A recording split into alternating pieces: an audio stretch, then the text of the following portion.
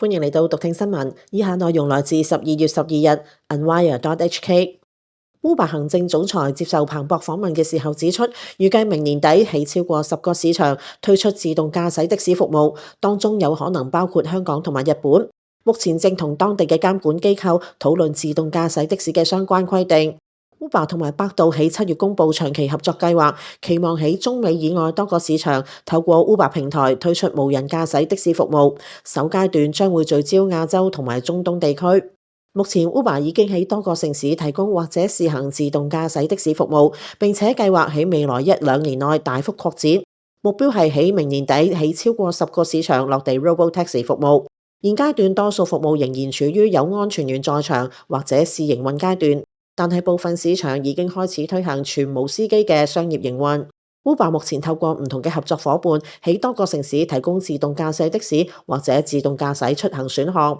Uber 行政總裁話，公司計劃喺2026年底之前，至少喺10個以上城市或者市場提供自動駕駛服務。潛在嘅新地點包括倫敦、洛杉磯、三藩市灣區、慕尼黑同埋杜拜等等，當中亦都點名亞洲市場有龐大機會。具體部署方式多數會以同當地或者國際自動駕駛夥伴合作，由 Uber 提供平台同車隊營運管理為主。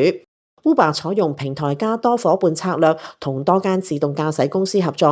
而唔係自己研發整套自動駕駛系統。呢個系統會用於的士、貨運同埋外賣配送嘅唔同場景。喺呢啲合作之下， Uber 提供叫車平台、乘客支援同埋車隊營運，例如維修、清潔、充電等等。合作公司就負責自動駕駛系統同埋車輛整合。